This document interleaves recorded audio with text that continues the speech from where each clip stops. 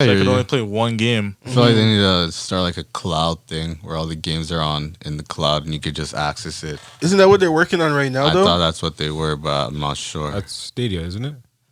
I mean, Xbox needs their own, right? That's what I'm saying. Like, what if you have all your games in the cloud and you can just access it whenever you want by connected to that server?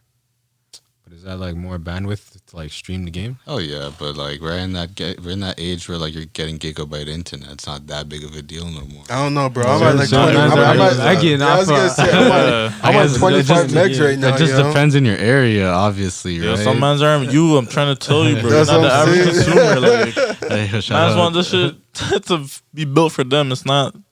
It's an all around thing. Like a regular What? consumer, I get you. I mean, I look at myself as a regular consumer. My Yo, area, you're not. bro, you're out here getting like a gigabyte download speed. that's just yo. Rogers, right? Like For me, I'm at 25 megs. Yeah. that's just Bell. Bell is slower at getting all that stuff done compared to Rogers. That's a whole other topic, you know. I don't and you know. expect the average consumer to know all this? That's what I'm I saying. mean, I Like- worked at Bell. That's why I know this. Bell has bare people, yo, and we don't know that. So But they're much slower than Rogers. for now, well, depending on where you live in Brampton, but like where It I'm is at, much slower than Rogers. I can't lie. When I had Rogers, when I was downloading games, it was hitting like 150 megabytes per second. I was like, wow, this is crazy. This is an experience. And when I was with Bell, I'm with Bell right now. It's like 30, 50. Yeah, that's where I'm at right now. Still, I'm hitting like 350 on my That's why I tell gigabyte man. internet. That's why I tell them I can't play games because I'm like, yo, if I have to do an update, that's it. You're done for That's the it for night. the night. You know, like just gonna spend my night updating these games. yeah, that's why I turn on the thing that they have where it automatically downloads. I hear you. Every man's been telling me that, but Yeah, you gotta good turn on that on, yo. Good on that. Since he's not trying to update. Once it updates, I can just go watch it on Netflix or something. You know what I'm saying? While it's updating, It slows down your game download in case you didn't know that. that's fine. That's fine. So you guys gonna be here. That's how you lead to knockouts, yo. I mean, knockout legend, bro. You already know. Knockout legend, a knockout legend. Did you guys see anything that really popped out to you for E3?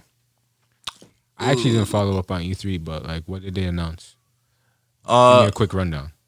Okay, the biggest thing was that Xbox is dropping a shit ton of day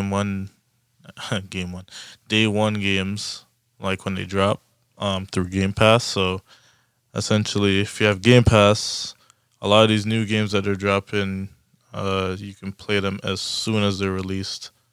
You just gotta download them. So Didn't they say they're downloading like 80 new games, or they're giving No, out 27 new 27 games, free titles. games? free Yeah. on Game Pass, and yeah, that was really the highlight of like, well, for me at least from E3. Game wise, Forza was in and dope. Forza Horizon 5, yeah, that game looking nice.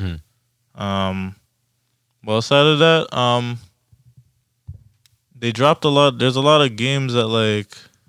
At first, I was like, yeah, some of these games are kind of weak. But then I thought about it, like after the end of the whole presentation, it's like it's a big variety of games that they made. Still, they had racing games, the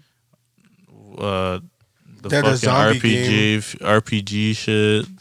They had a lot of different shit that like fills the gap for every type of gamer or whatever. So at like, first. Sorry, besides Halo, what's like the biggest game that they announced coming out? I don't know. It really depends on like I don't know what's the biggest game. Right There's like now. this It's all RPG. preference. 'Cause right There's now, there's not a it's Cyberpunk for this year, is what I'm saying. Halo's really the most Halo's the anticipated biggest game. That's like the But staple, they weren't right? they weren't really marketing it like crazy because I guess they wasted that time for last year because the game was supposed to release last year, but the whole Used the COVID bullshit excuse. with it and I remember. there was a lot of controversy surrounding it. People were like, "Yo, don't fucking release the game if it's not finished." And then they kind of just said, "All right." So then this year they didn't really do anything. They showed it off, a lot of different shit. But I think if anything, the biggest news in terms of, because we didn't see no game shit really. One of the companies that Xbox bought is dropping like this new game, and that's one of the top contenders for anticipation. It's called Starfield.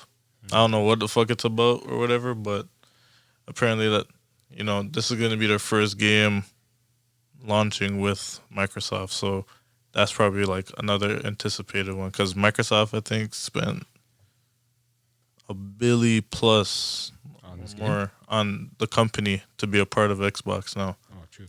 So yeah, this would be their first game under them and blah blah. But outside of that, there's a lot of different like a lot of these companies now, and I think it's because of Sony really.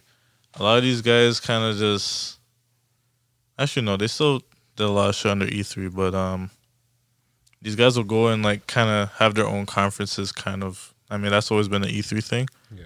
But it's not before like because of COVID and everything. They kind of divvied it up.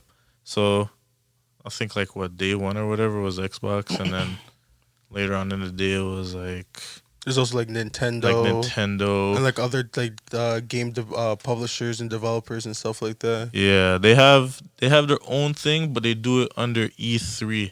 But Sony's the only people who have their own like separate event because they're like, "Hey, we don't need E3. So we have our PlayStation event. That's where we show off all the shit." Mm-hmm.